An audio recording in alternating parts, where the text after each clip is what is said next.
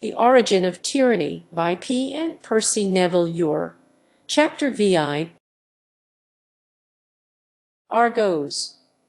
Our earliest account of the one tyrant of Argos is found in Herodotus and runs as follows.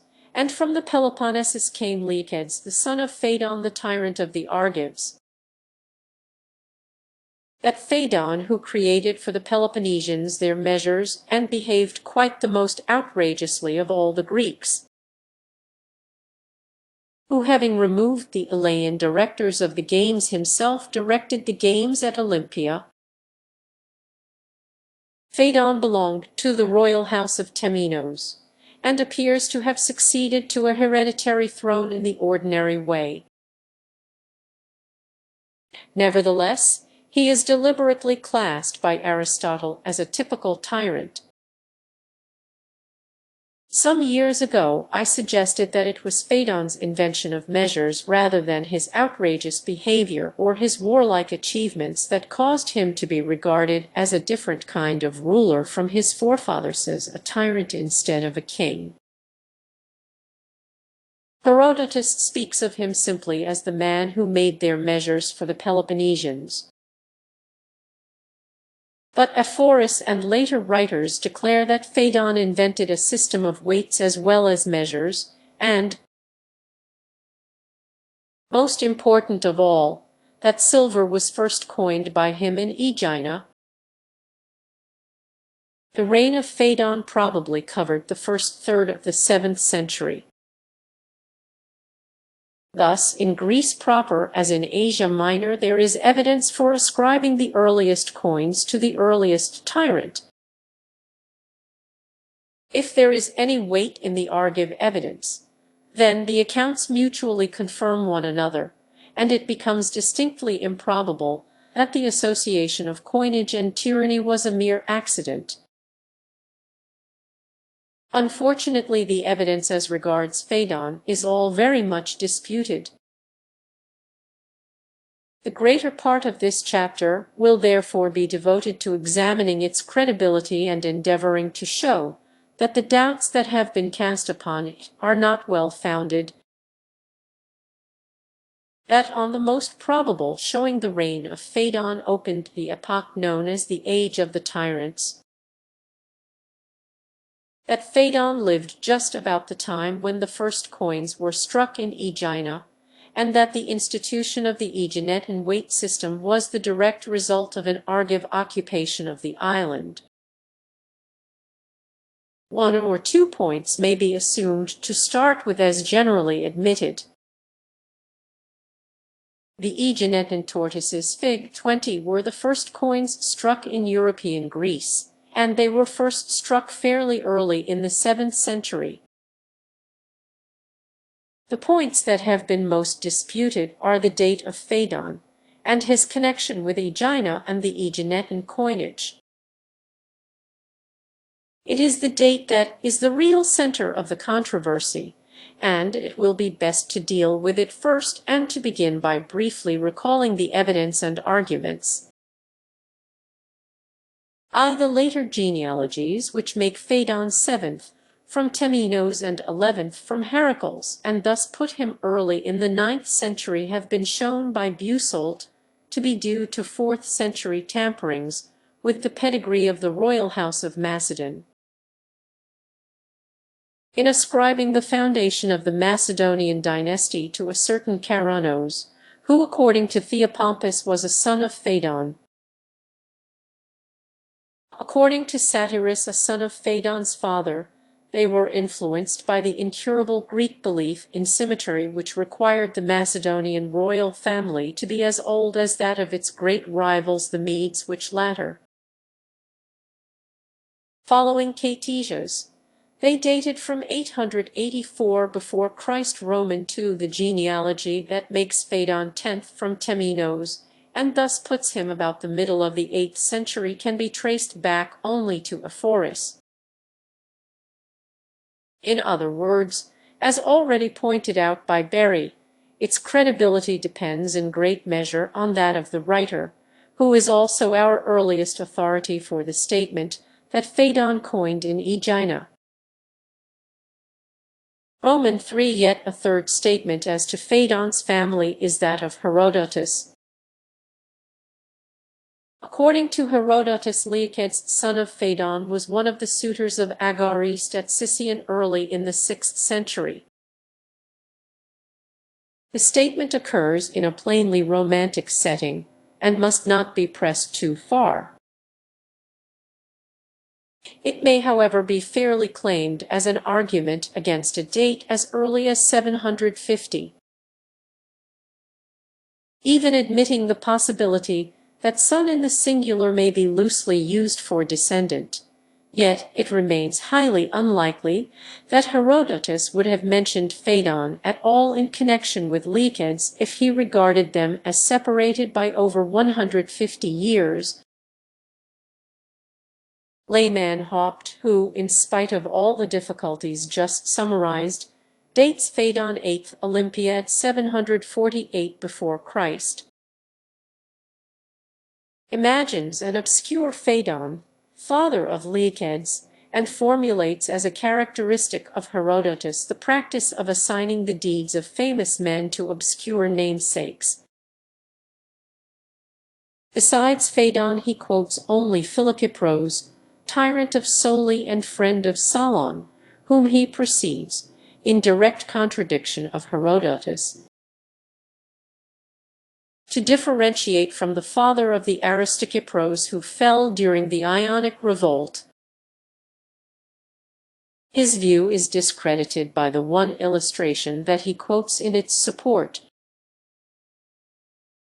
Solon's young friend need not have been born before 608 before Christ, and the son of a man born in that year might well be alive in 498 before Christ, even if Herodotus is mistaken on this point. His mistake would only illustrate the comparatively narrow margin of error to which his anachronisms on matters of this kind are limited. There is yet another group of statements bearing on Fadon's pedigree. Pausanias says that the last king of Argos was Miletus, son of Lakes. The latter is equated by Belloc with the Lycidas of Herodotus. Miletus is said by Pausanias to have been 10th in descent from Fedon, grandson of Temenos. Fadon, as has been noted already, is described by Strabo as 10th in descent from Temenos himself. Thus Strabo, Pausanias, and Herodotus might be taken as mutually confirming one another, if we accept Herodotus literally, and make Fadon father of Lycidas and consequently grandfather of Miletus. As there was still a king of Argos in 484 before Christ, and there is nothing to show that the office did not continue well after that date. Belloc's argument brings Fadon well down into the 6th century, but as it allows only 12 generations from the Dorian invasion under Temenos to the indeterminate date after 480 before Christ, when kingship was completely abolished, it only helps to emphasize the fact that Argive royal pedigrees are not a safe guide for determining Fadon's date. The assertion of Pausanias that Fadon interfered with the 8th celebration of the Olympian Games is not to be reconciled with a 7th century date. But serious doubts have been thrown on Pausanias' dating, which may very possibly have been influenced by the Macedonian genealogies, in which case it is no confirmation of the date arrived at by reckoning Fadon 10th from Temenos. The arguments for amending 8th to 28th are weighty. Pausanias' exact statement is that at the 8th Olympian festival the Pisatans called in Fadon and celebrated the games along with Fadon, but Strabo declares it to be more probable that from the 1st Olympiad till the 26th the presidency both of the temple and the games was held by the Eleans. Julius Africanus likewise knows nothing of any disturbance at the 8th Olympiad, but records one at the 28th. The difficulties in accepting the 28th Olympiad, as set forth by Unger, are not very impressive. He argues that at the 28th Olympiad the Eleans had arms, whereas Fadon made his attack when the Eleans were without arms, and that, as the Pisatans celebrated the 27th Olympiad, Fadon in the 28th would have displaced not the Eleans, but the Pisatans. But when Strabo says that the Eleans were without arms, he or his source may mean that their Daimian war left them unequipped for home defense. Assume that this was so and that they were preoccupied with their Daimian war both in 672 before Christ and in 668 before Christ, and the whole situation is explained easily. At the 27th celebration, the Pisatans unaided might secure the presidency by a surprise attack. It would be at the next festival, when the Eleans were forewarned that the Pisatans would need Fadon's help to displace them at Olympia. Weaker still is Unger's argument that a notice about Fadon may have fallen out in Eusebius under Olymp. Roman 8, as one has in the same chronicle about the Emperor Caligula. We may indeed with Mahaffy and Busolt doubt whether these early parts of the Olympian victor lists are contemporary records. But it is easy to be unduly skeptical. Mahaffy, for instance, is inclined to argue that the Olympian lists cannot have existed in the 5th century because they are not then used for purposes of dating. He assumes that Hippias, who made his edition of the list in 370 before Christ, can have had little more evidence at his disposal than Pausanias, who lived over 500 years later. Plutarch, whom he quotes as discrediting the list, merely expresses an opinion which is no more final than that of Mahaffy himself. If our chronological data are untrustworthy, we are thrown back on Fadon's achievements for determining his date, a position long ago maintained by C. Müller, regarded as a fact of indeterminate date. Fadon's interference at Olympia is more likely to have been remembered if it was not made so early as the close of the 8th century, when the festival had not yet attained its subsequent reputation. The evidence as to Fadon's date is therefore quite compatible with the statement that makes him the first to strike coins in Aegina. For, if it be allowed that he may have lived in the first half of the 7th century, there would be nothing unique in his having his mint away from his capital in an outlying but commercially important part of his dominion. Ridgway and Esporonos have already compared the Romans, who struck their first coins in Campania, and the Ptolemies, who coined very largely in Cyprus. But had Fadon anything to do with Aegina and its coinage? Against the statements of Ephorus and later writers must be set the silence of Herodotus, who makes no reference either to coins or to Aegina in his account of Fadon. This omission, combined with the diversity of views as to Fadon's date, has led to a general distrust of Ephorus, so much so that the majority of the most competent authorities are either agnostics or utter unbelievers. Herodotus' silence is not by itself a serious argument for rejecting the additions of the later historians. It should be remembered that his whole account of Fadon in VI 127 extends to barely 4 lines.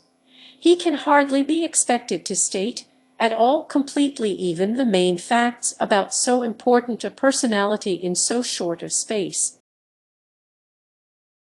To assert, as has been done recently, that Herodotus knew nothing about a coinage issued by Fadon is to beg the question.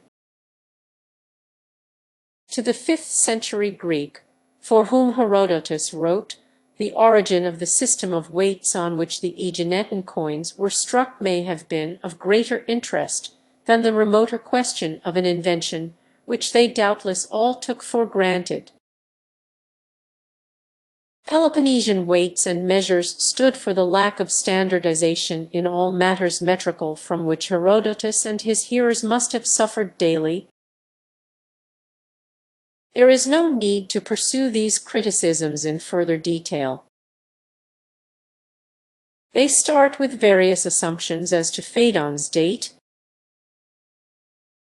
Some of them would be found to be mutually destructive. Nearly all of them overestimate the difficulties raised by the apparent lack of confirmation of Ephorus in earlier writers. It is by no means certain that his statements about Fadon's connection with the Aeginetan coinage must be a fanciful expansion of Herodotus VI 127. There are in fact 2 lines of evidence that point in quite the opposite direction. One of them rests on notices about the Argive supplemented by recent finds on the site. The other is based on a new interpretation of a passage in the 5th book of Herodotus. It will be necessary to examine in some detail the evidence from these 2 sources.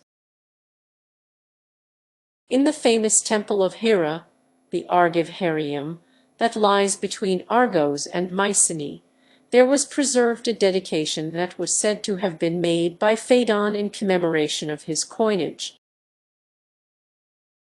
The notice is preserved only in the medieval Etymologicum Magnum.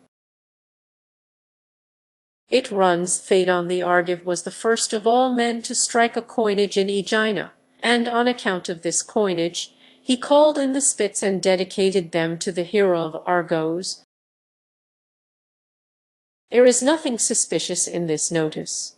The word drachma means a handful, and according to Plutarch a drachma is a handful of obol spits or nails,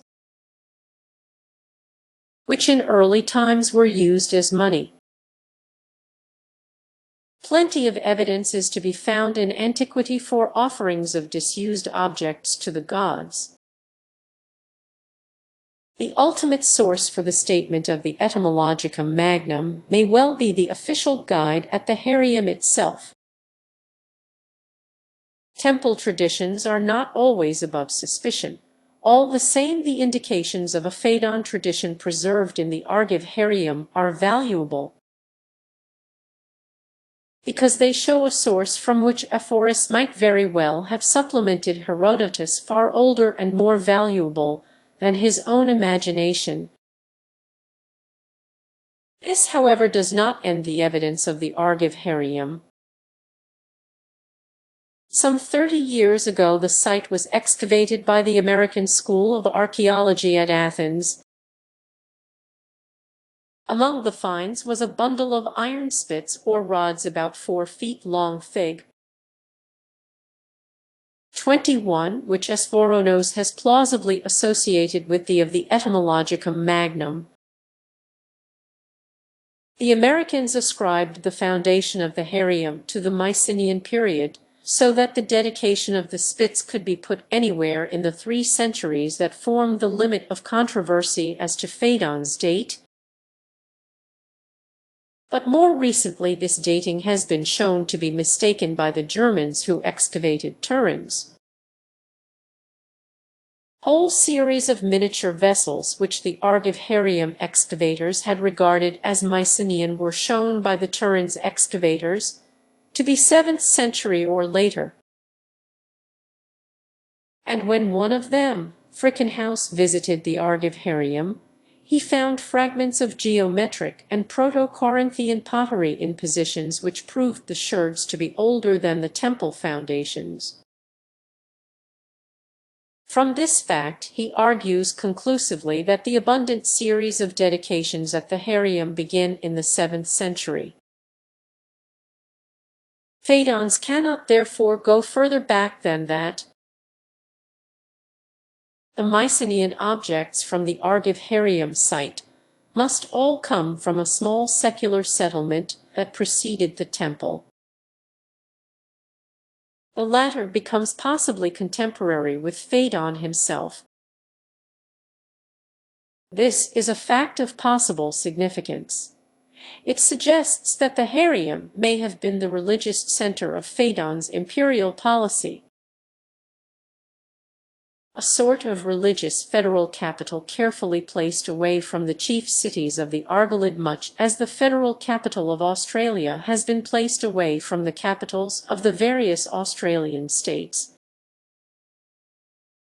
It looks indeed as though the analogy may have been closer still, and that Fadon was the builder of his federal capital.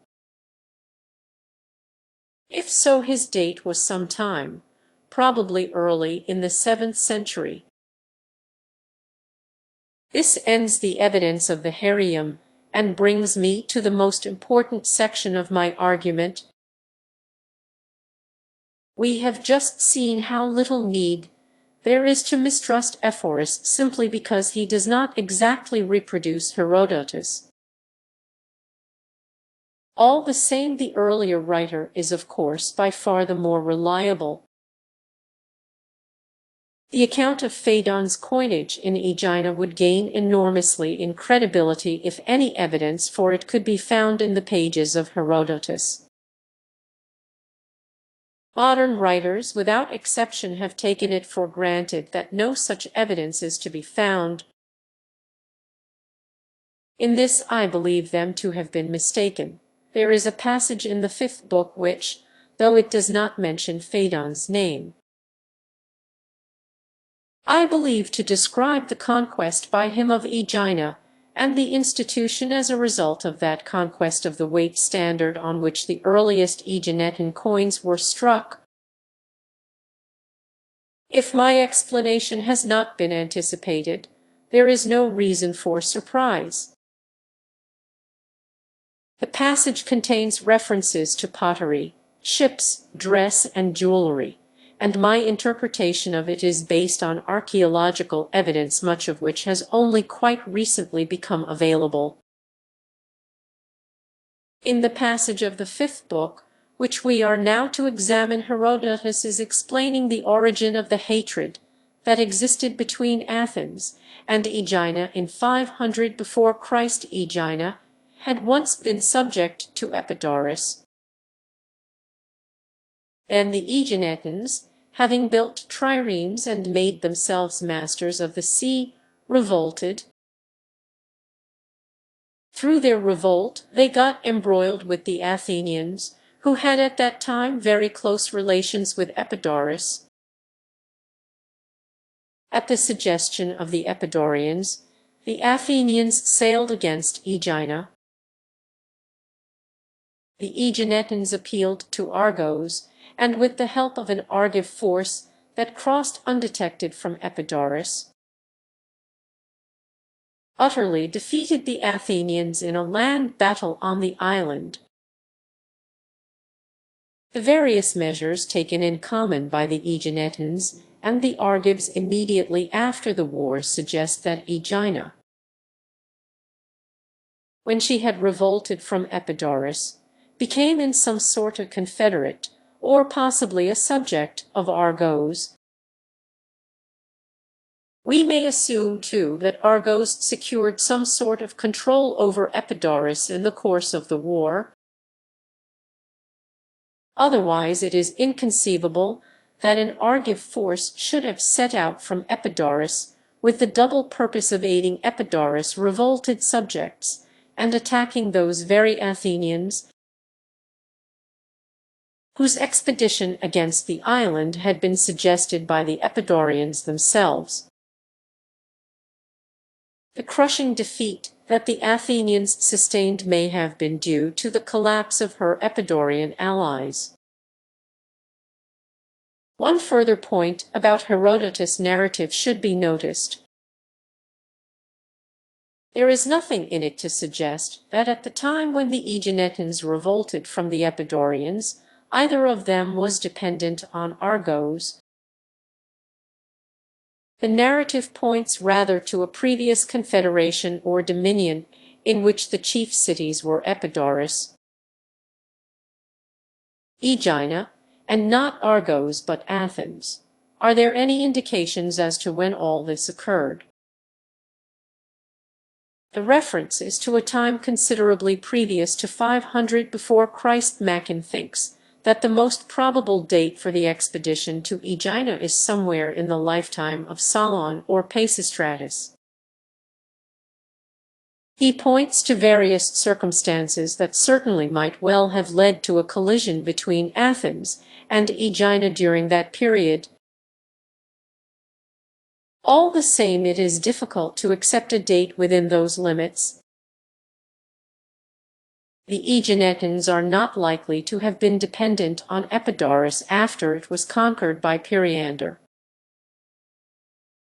About 600 before Christ, if therefore the revolt from Epidaurus and the Athenian invasion are incidents in one and the same struggle, both must go into the 7th century. Mackin prefers to assume a long interval between these two events. But Herodotus gives no hint of one. On the contrary, his narrative hangs excellently together as a description of successive and correlated incidents in a single struggle. Not only so, but even if the invasion be separated from the revolt, it is difficult to believe that it occurred after 590. So crushing a defeat for the Athenians, who themselves admitted that only one of their number got back to Attica, could hardly have taken place in the time of Solon or Pisistratus without being associated with their names. After all, a fair amount is known about 6th century Athens. There are no traces of any such overwhelming disaster, or of the inevitable setback that would have followed it. The relations of Athens to Argos during the period seem to have been friendly rather than the reverse. Pisistratus had Argive mercenaries, not to speak of an Argive wife. Argive support of Pisistratus is of course quite consistent with hostility to the government that Pisistratus overthrew. It has indeed been suggested that the Aeginetan expedition took place while Pisistratus was in exile. But, apart from the entire absence of evidence, and all the other difficulties involved by a 6th century date, this suggestion means that Pisistratus sought a bodyguard and wife in the most unpopular quarter imaginable. Hardly a probable proceeding on the part of a ruler so tactful and popular as Pisistratus must have been. A date late in the 7th century is rendered unlikely by what is known of Procles of Epidaurus, the father-in-law of Periander, who ruled Epidaurus during the last part of the 7th century, apparently as a dependent of the Corinthian tyrant, by whom he was eventually deposed. C. Mueller indeed claims Aegina for Procles, but only on the more than dubious evidence of a more than dubious story of Plutarch's, which tells how Procles once used an Aeginetan stranger to get rid of the corpse of a man whom he had murdered for his money. On the whole, the narrative seems to fall best into the first half of the 7th century. That is the time that best suits the naval situation during the war, and the effect that it is said to have had upon costume, ornament, and pottery, as the archaeological evidence for all these points is based largely on the evidence of the pottery. It will be best to take the pottery first. In the temple of Damia and Oxygia on Aegina, it became the practice after the war to introduce into the temple neither anything else Attic nor pottery, but to drink there henceforth only out of native jars. Herodotus mentions this embargo on Attic pottery only as applied to the one temple on Aegina, but he states that it was observed by Argives as well as by Aeginetans, which points to the possibility that the practice prevailed in Argos as well as Aegina. Machen goes as far as to suggest that it is an understatement and pseudo-explanation of a measure or custom for the protection of native ware from Attic competition. The other measures recorded in this connection, the changes in Attic dress and in Peloponnesian brooches, support Machen's suggestion, but in the matter of dating he follows earlier writers who, using very inadequate material, came to conclusions which can now be shown to be improbable. They date this embargo in the middle of the 6th century, but in Aegina at any rate Attic pottery continued to be imported throughout the second half of the 6th century, while in Argos, where the evidence is less decisive and abundant, as further, the general history of Greek pottery shows that an Argive Aeginetan embargo on Attic pottery would have had a strong commercial motive early in the 7th century and none in the middle of the 6th. There is a strong presumption that the date of the embargo was not the middle of the 6th century, but somewhere about the beginning of the 7th.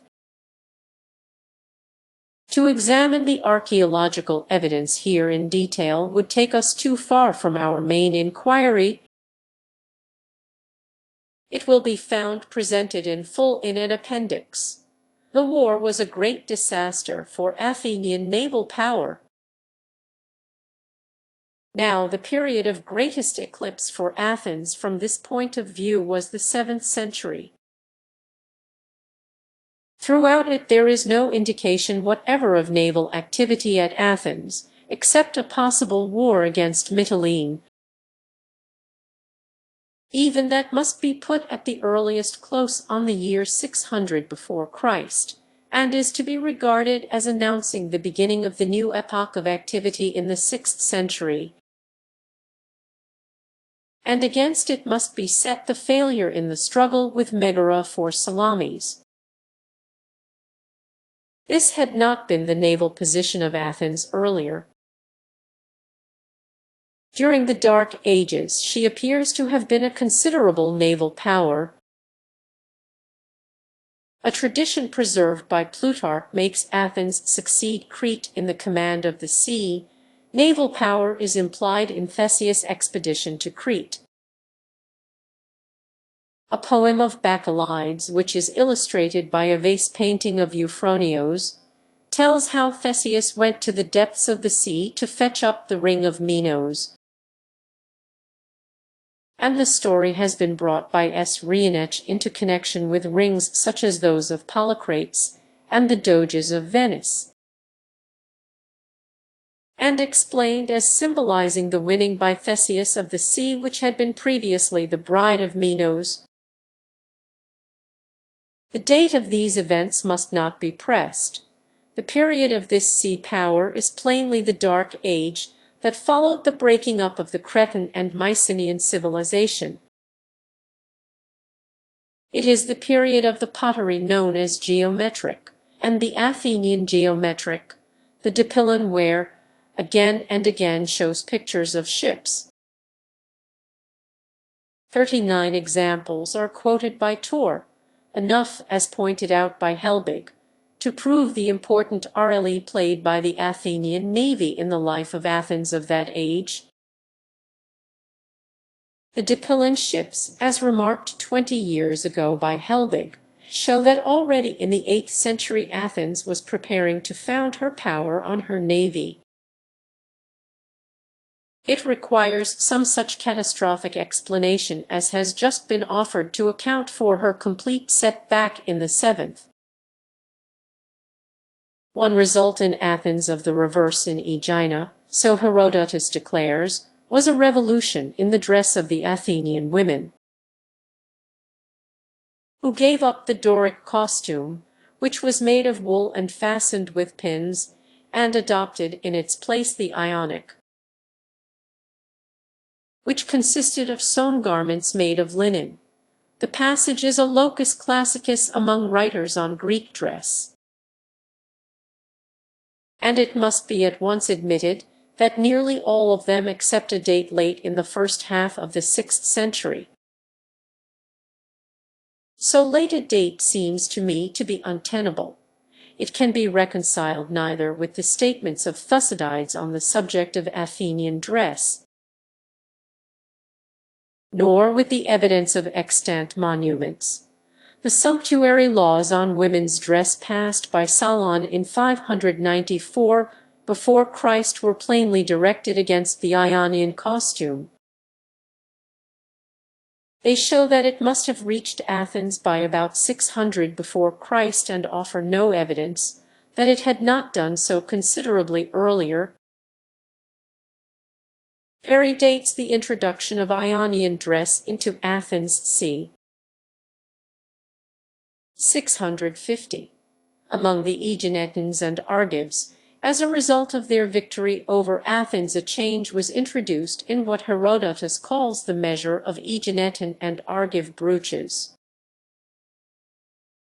Herodotus states that this change affected both the dedications at the temple of Damia and Oxysia, and also the general manufacture and use. The way he tells the story explains why he goes beyond the temple when speaking of the pins, but does not do so in the case of the pottery. The exclusion of Attic pottery from the Aeginetan temple, or rather the exclusive use for temple purposes of local ware, was in Herodotus' days a ritualistic survival. The large brooches, on the other hand, had continued in general use. Now the women of Argos and Aegina, even to my own days, wore brooches of increased size. Very possibly Herodotus had himself noticed them. It is the account of this change in the measure of the Aeginetan and Argive brooches that confirms the connection of Fadon with the origin of the Aeginetan coinage. The new practice was, in Herodotus' own words, to make the brooches half as big again as the then established measure. It is probably significant that, both before and after the change, the brooches have a standard measure. The tendency of articles of jewelry in early periods to be of a fixed weight is a familiar one. Numerous instances are quoted in Ridgway's Origin of Metallic Currency. Not only so, but these fixed weights are repeatedly found corresponding with or anticipating the coin standards of the places they belong to. It may be objected that the word does not mean weight. This is so when it is contrasted with, but it appears to have been used also in a more comprehensive sense. The Athenian must have inspected weights as well as measures, is presumably applied to both, and to a 5th century Greek there would be no question of its referring to anything but weight when applied to jewelry. The change introduced by the Argives and Aeginetans after driving the Athenians from Aegina was to make the measure of their brooches half as big again as what it had previously been. Now, this is approximately the relationship in weight of the earliest Aeginetan drachmae to the earliest drachmae struck on the euboic standard. Later, in Herodotus' own times, the relative weights were 4-3. But the earliest Aeginetan drachmae weighed a little more than those of later issues. On the other hand, as stated by Percy Gardner in discussing Solon's augmentation of the Athenian coins, the earliest Attic, or rather euboic drachma weighed less than those of post-Solonian times. The weight of the Aeginetan drachma, as determined from the early didrachms quoted above, p. 171, and 6 is just over 6 grams, as compared with the 585 grams of later issues, while that of the earliest Attic euboic drachma, as determined from the coins of p.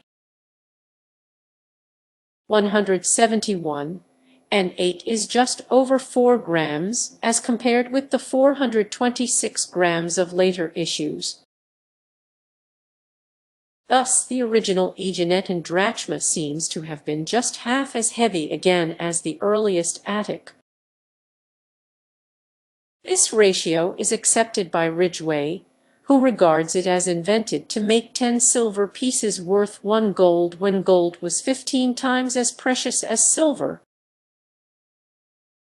While later, when silver rose to be worth 3/40 of its weight in gold, the silver pieces were slightly diminished in weight,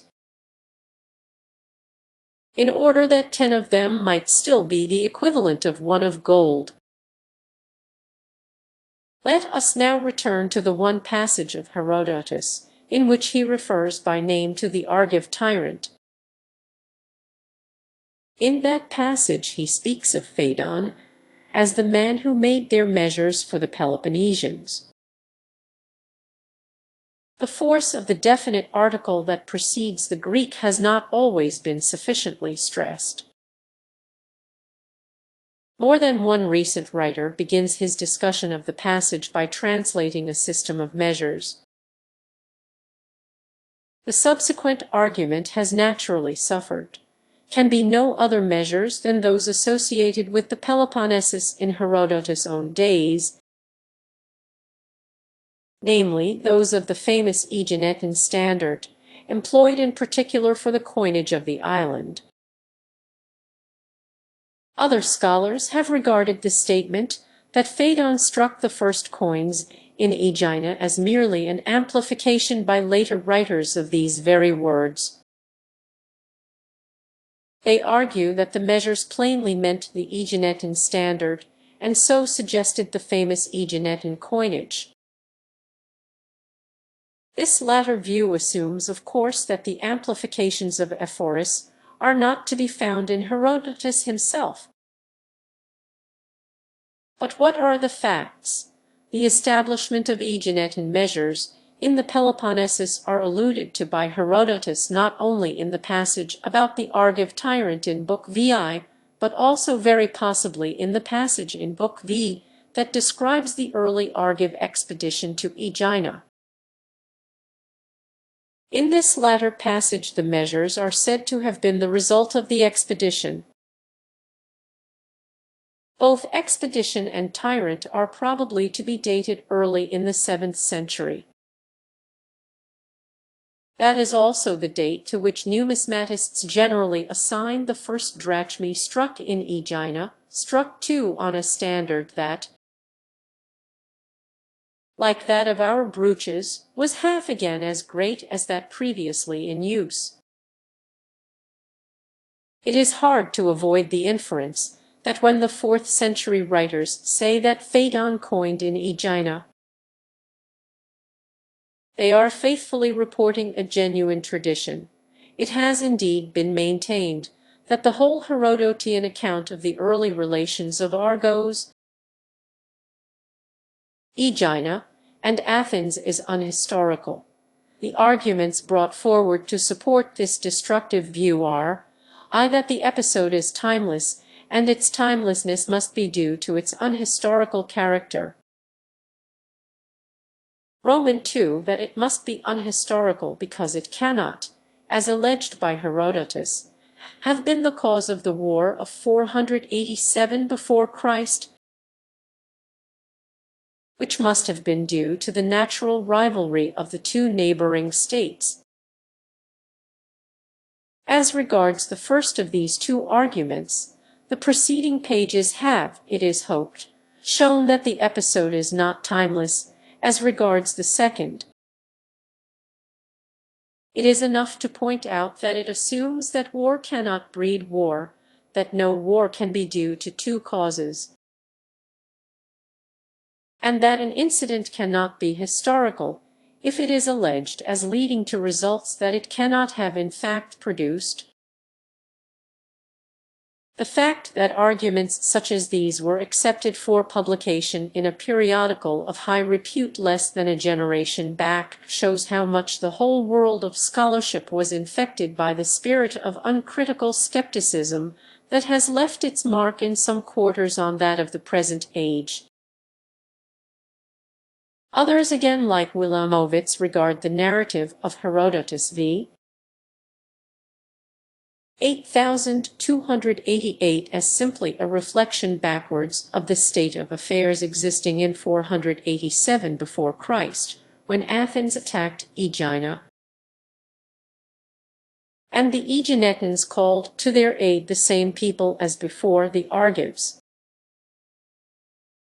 They argue that the story is our only evidence for hatred between Athens and Aegina much before 506 before Christ.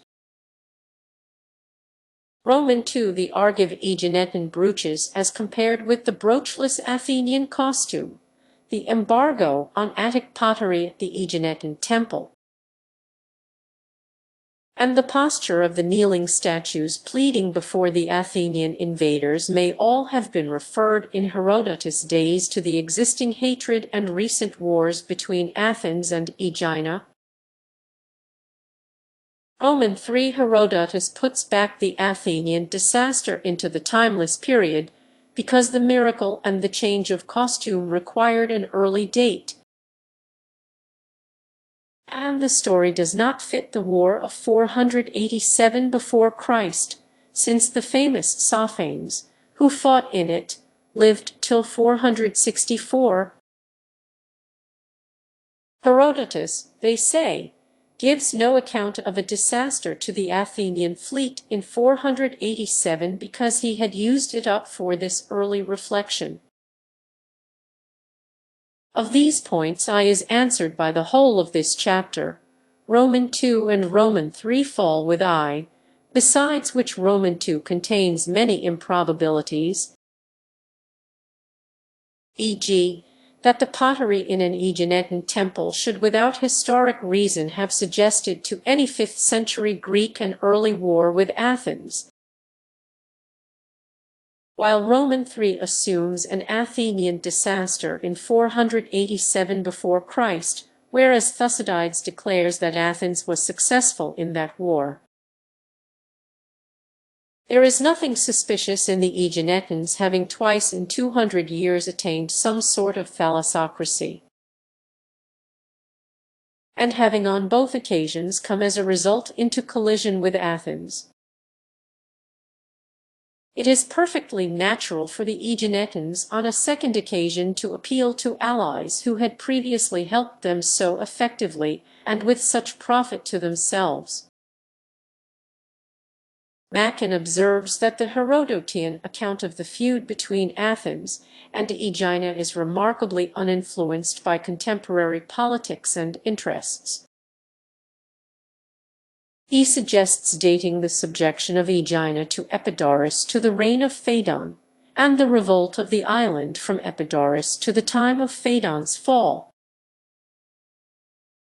But why in that case does the account speak of a revolt from Epidaurus, if it was really a revolt from the famous Argive tyranny? The whole narrative finds a more appropriate setting if regarded as one chapter in the history of Fadon himself. Only why in this case is the name of Fadon nowhere mentioned? It is one thing to omit details in a biography 4 lines in length. It is quite another to omit so prominent a name in a narrative that runs to 7 whole chapters. But the omission, though at first sight surprising, is capable of explanation. The Herodotian story appears to have been derived from the temple of Damia and Oxysia.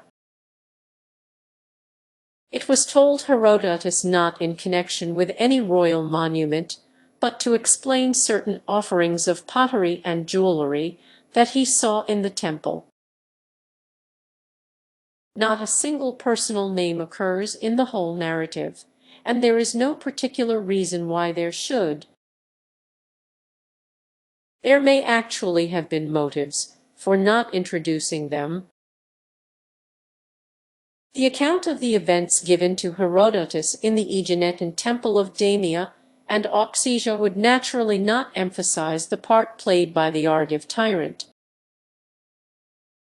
The Athenian version, to which also Herodotus alludes, would have still better reason for trying to forget the name of Fadon. If my whole interpretation of these events is not entirely wrong, Fadon dealt the Athenians what was probably the most crushing blow they had ever received down to the days when Herodotus wrote his history. The personal name may be omitted from the same motive that made the Athenians speak of the Aeginetan drachma as the fat drachma, which they are said to have done, refusing to call it Aeginetan out of hatred of the Aeginetans. Sparta again had taken sides against Fadon at Olympia, and would have had no interest in perpetuating the name of the man who had almost barred their way to the hegemony of the Peloponnese. Ephorus' account of Fadon's conquests and inventions is derived neither from Attic nor from Aeginetan sources. As seen already, the source of his statement about Fadon coining in Aegina was most probably the Argive Herium. Herodotus claims to use Argive sources, but for him the war is primarily a matter between the Athenians and the Aeginetans, whose subsequent hatred of one another it is intended to explain. Thus we appear to have 3 rival or even hostile traditions confirming one another, so that the variety of sources adds in a real way to the credibility of the resultant narrative. The notices about the coinage are not the only evidence for associating Fadon with Aegina. According to Ephorus, he completely recovered the lot of Temenos, which had previously been split into several parts. Temenos appears in the genealogies as great-great-grandson of Heracles, and founder of the Dorian dynasty at Argos. He and his sons and his son-in-law between them are represented as securing the greater part of the northeast Peloponnese. Aegina fell to his son-in-law Deiophontes, who went to the island from Epidaurus. The operations described in Herodotus v. 8288, by which the Argives crossed from Epidaurus and drove the Athenians out of Aegina and put an end to the Epidaurians being tributary to Athens, are almost beyond doubt to be identified with the recovery by Argos of the portion of the lot of Temenos that had been secured by Deiophontes. It is true that this account of the recovery of the lot of Temenos is first certainly met with in Strabo. whose authority is only the 4th century Ephorus. But there are hints that Ephorus is here to be trusted. There is the evidence of Herodotus that from an unspecified earlier date down to about 550 before Christ the Argives had possessed the whole east coast of the Peloponnesus, and the island of Cythera, and the rest of the islands. The most likely period for Argos to have acquired this territory is the reign of Fadon. Fadon, according to Strabo, had deprived the Spartans of the hegemony of the Peloponnese, and it is the Spartans who shortly before Croesus asked for their help, had wrested from the Argives Cythera and the rest of the islands. About 668 before Christ, i.e. probably in Fadon's reign, the Argives had beaten the Spartans in the Battle of Hyceae, which decided the possession of the strip of coastland south of the Argolid. Aegina is not mentioned in these proceedings, but c. Mueller may be right in including it among the rest of the islands.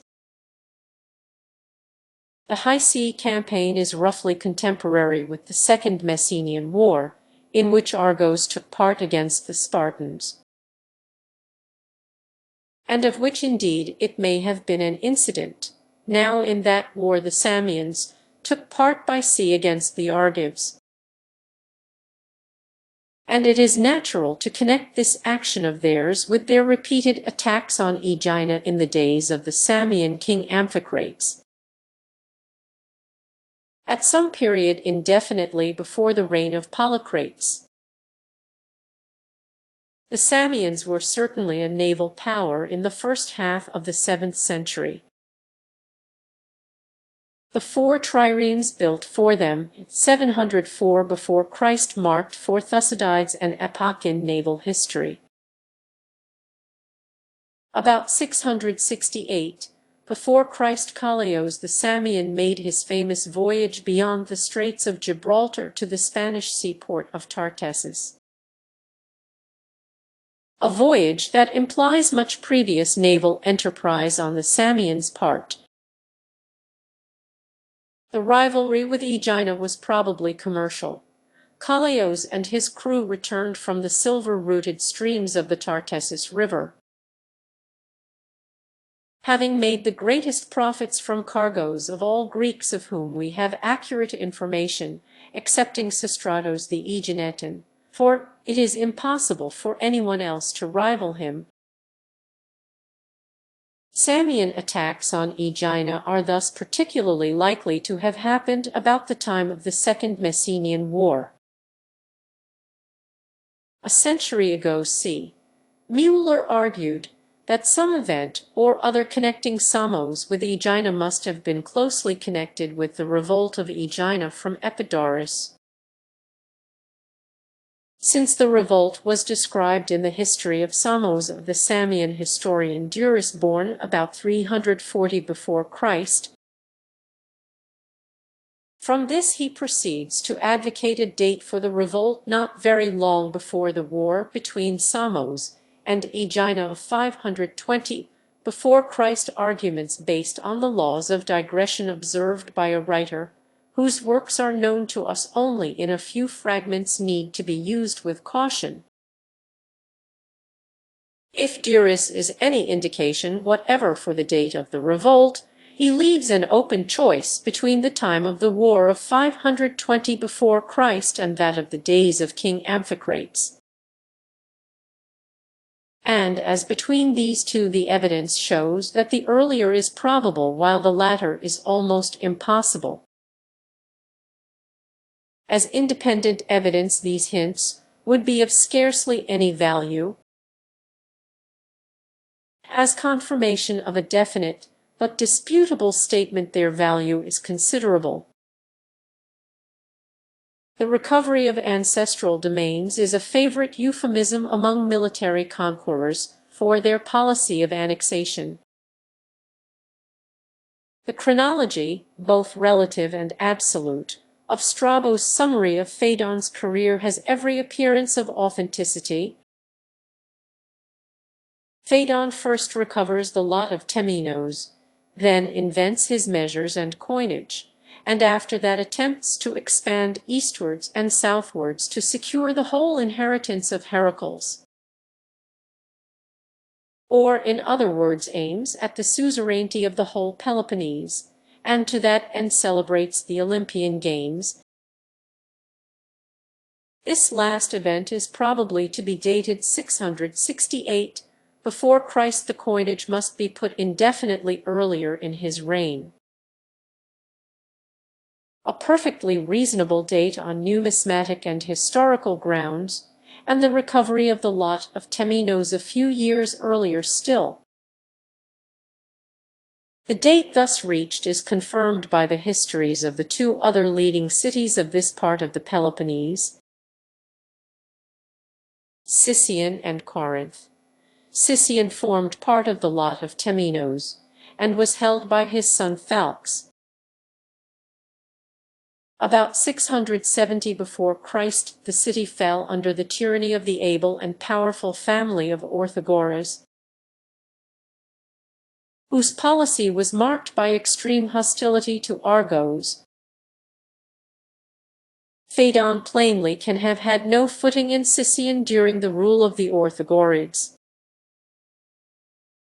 But the unusual stability and popularity of the tyranny at Sissian have often been explained, not without reason, as due to its popular anti-Dorian policy. During the Second Messenian War, which Pausanias dates 686,668 before Christ, so that the rise of Orthogoras coincides with its conclusion, the Sissionians appear to have acted in close cooperation with the Argives. The position and policy of the Sissionian tyrants becomes particularly comprehensible if they had risen to power as leaders of a racial uprising that put an end in the city to a Dorian ascendancy that dated originally from the days of Temenos, and had been revived by Fadon. Whether Corinth formed part of the lot of Temenos is uncertain. Probably it did. Strabo and Ptolemy exclude the city from the Argolid. But on the other hand, Homer speaks of it as being in a corner of horse-rearing Argos, and Pausanias states that the district of Corinth is part of Argolis, and that he believes it to have been so in Homeric times.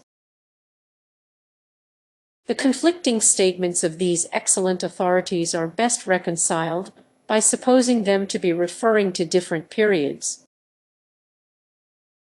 If this is so, and if, as well might be, all the domains of Homeric Argos passed to its first Dorian lord,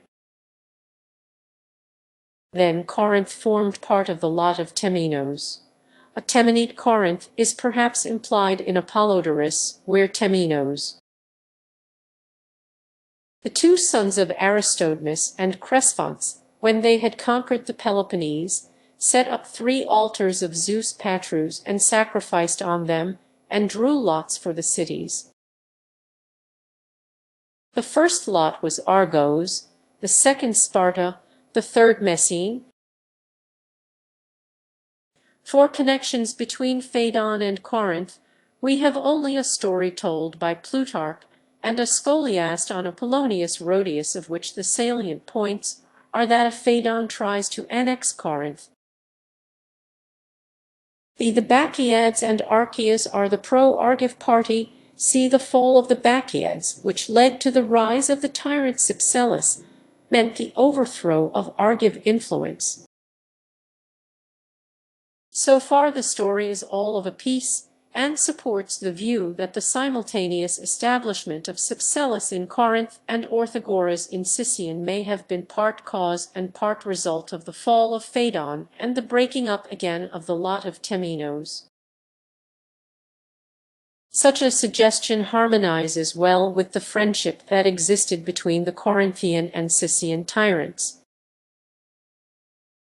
There are, however, chronological difficulties in this interpretation of the Fadon Archias story.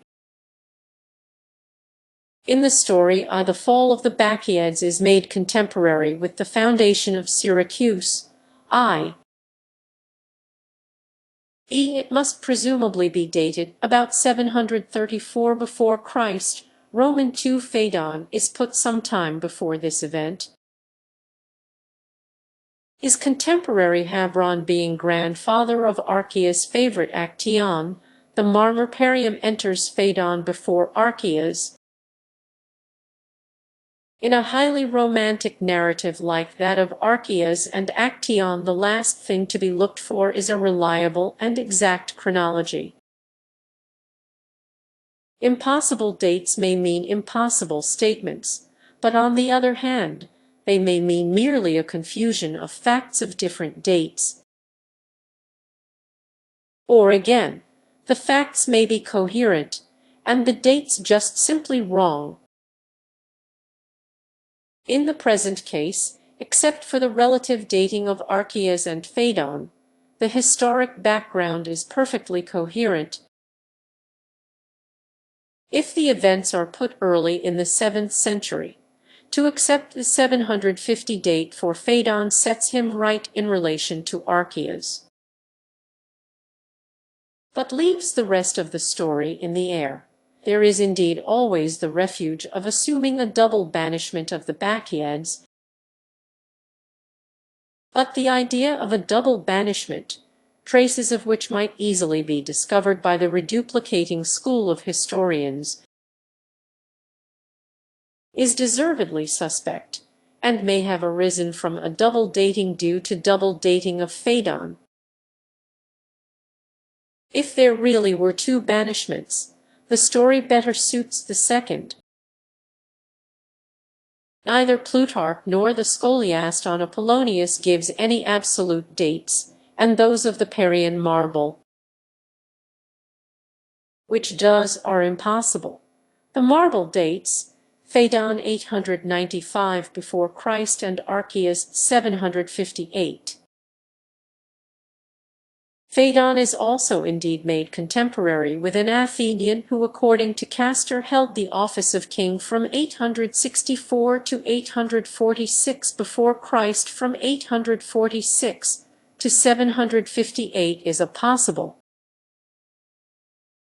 though improbably long, interval between Fadon and Archias, if, as the story tells us, the latter had as favorite the grandson of one of Fadon's contemporaries. But even so, the dating is so unsatisfactory that the latest editor of the Parian marble has suggested transposing Archias and Fadon. But, apart from other difficulties, the resultant early date for Archias is altogether against the evidence. There is no need to put him back into the 9th century merely because it is not unlikely that Greeks at that period were already making their way to Sicily. The antedating of Fadon has already been accounted for, and he appears to have taken back Archias with him part of the way. The date of Archias is a problem anyway, but it is not difficult to suggest a possible chronology.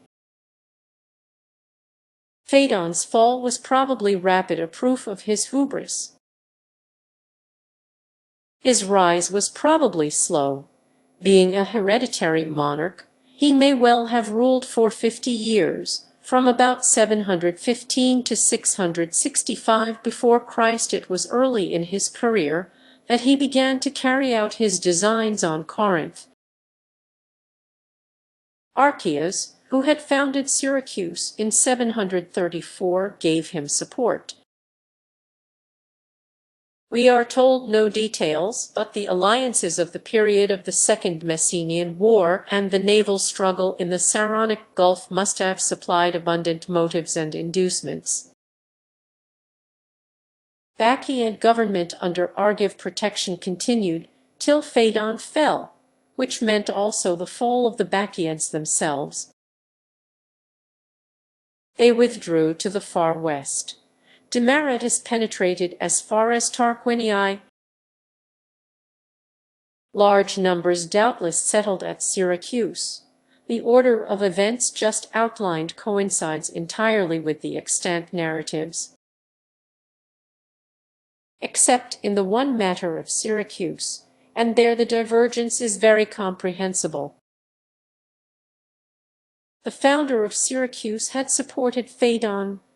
Fadon's fall had led to a great influx of pro-Argive Corinthians into Syracuse, and threw Archias back entirely onto his Sicilian colony. If this is what really happened, it would not be surprising if the fall of Fadon came to be regarded as having led to the original foundation of Syracuse.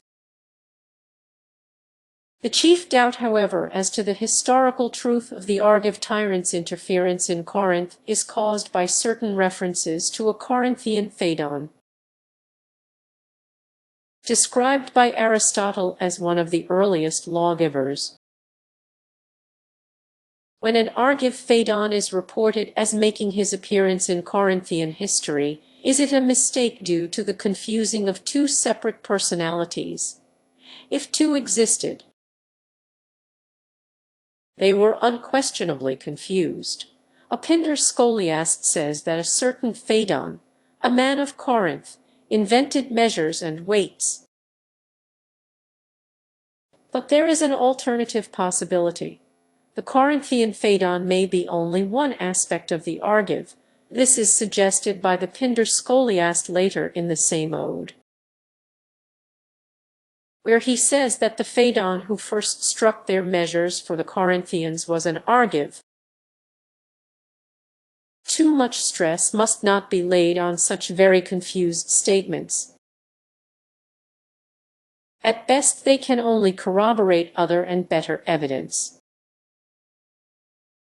This, however, is not altogether lacking.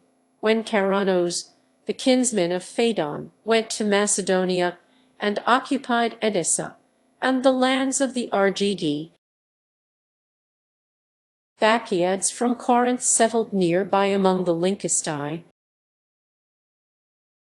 A lawgiver who was one of the earliest can have arisen in Corinth only before the establishment of the tyranny in 657 before Christ. On the other hand, lawgivers seem to have been mainly a 7th century phenomenon in Greece, and the most natural time for one to have been appointed in Corinth is when the Bacchiad nobility was losing its ascendancy, a process which may be imagined as beginning early in the 7th century or at the end of the 8th. Plutarch describes Fadon's designs on Corinth as formed at the beginning of his career. Everything points to the Argive tyrant having had a long reign. There is nothing improbable in the supposition that the rival factions in Corinth invited to act as their lawgiver a young sovereign of unusual ability who ruled a city of great traditions but not at the time particularly powerful. I have already suggested the course taken by events in Corinth after Fadon had once secured a position in the city. One passage remains to be quoted that makes it still more probable both that the Corinthian lawgiver was the Argive tyrant, and that events in Corinth took something like the course that I have suggested. According to Nicholas of Damascus, Fadon out of friendship went to the help of the Corinthians during a civil war. An attack was made by his supporters, and he was killed. An intimate connection from the beginning of his career with the great trading and manufacturing city of the Isthmus would go far to explain the commercial and financial inventiveness that was the distinguishing feature of this royal tyrant.